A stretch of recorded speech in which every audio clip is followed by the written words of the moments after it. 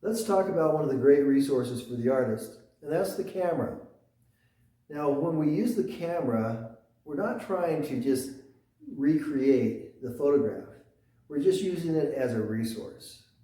Now, one of the things that's kind of interesting, years ago, students used to go to magazines and they'd copy them. And I can remember going to the state fair one fall and walking through the art exhibit, and as I walked through, I would see, whoa, that drawing is right out of National Geographic. That drawing is right out of National Geographic. And what they were actually doing was copying these works so closely that it was total plagiarism. You wouldn't take somebody else's work and type it up as your own for an essay or a paper, but for some reason students think it's okay to copy pictures. Well, the magazine thing's kind of gone now. Now it's the internet. So you have to be careful about using images off the internet, because if you copy them, you're plagiarizing. That's why I like to tell people to take their own photographs, because now that's your work. Now, when you're taking photographs, what do you want to do? Well, the first thing you want to do is you want to look at the viewfinder, whether it's your phone, whether it's an actual camera. Look at it as though it were a work of art. You can look and you can frame things, you can move the lens around and say, ooh, I like that much better than this. If everything's just a bullseye onto the subject matter, it's pretty boring. But if you can move the subject matter, the main focus over to one side and have a lot of really nice negative space, that's pretty cool. The other thing about taking your own pictures is the picture is not sacred. One of the things you might want to do is crop. Now, when you have a photograph,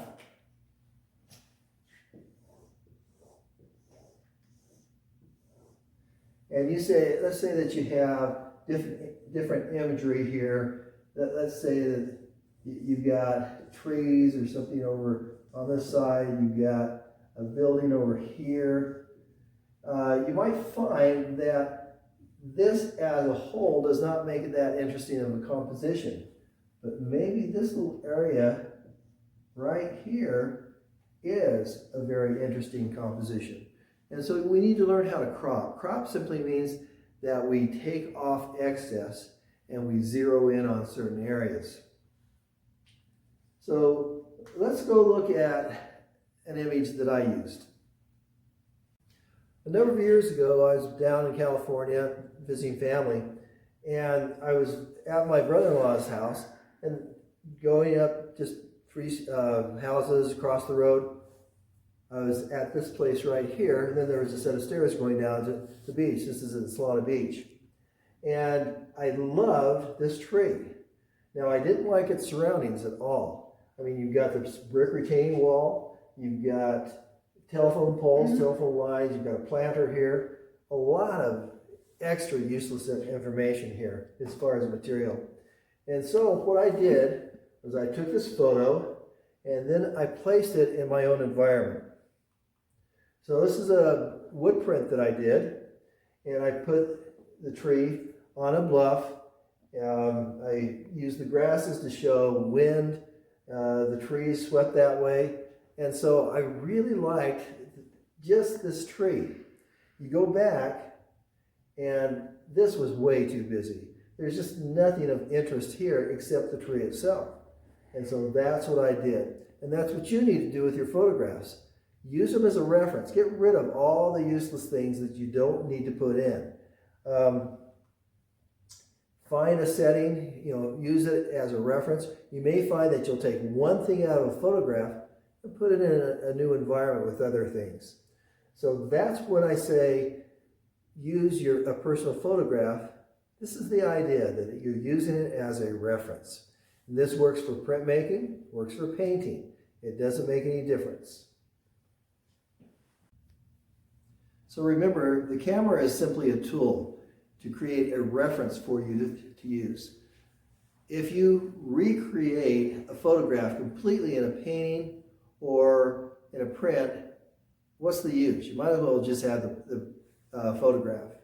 So think of it as something that you're going to use just parts of. Now, when you're walking around, everybody has a cell phone these days, so everybody carries a camera with them. And you should be looking for things. Think about detail.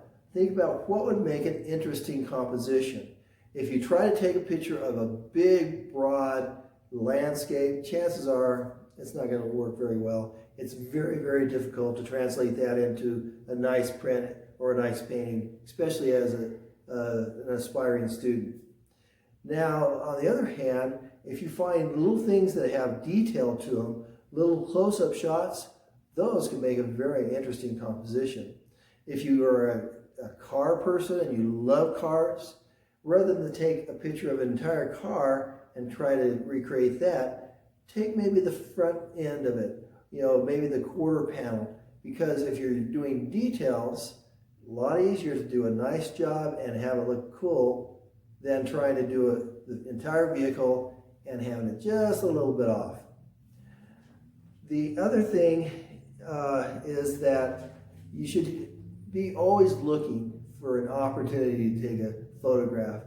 When I've helped students out before when they have to do this project, we're scrolling through their phone, selfie after selfie after selfie, themselves and their friends. Those do not make good pieces of art. They're very difficult to do, and usually they're not that interesting. So start looking for things that you think would make a good composition and start taking photos. Now, if you're in the printmaking class, this project is going to be done on a 5x7 mounted block. You can do it this direction, vertically or horizontally. It really doesn't matter. That's up to you.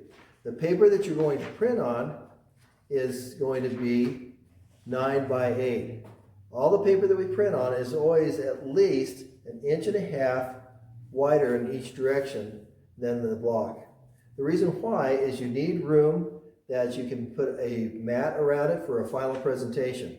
If you print and the block and the paper are the exact same size, you've used the wrong paper.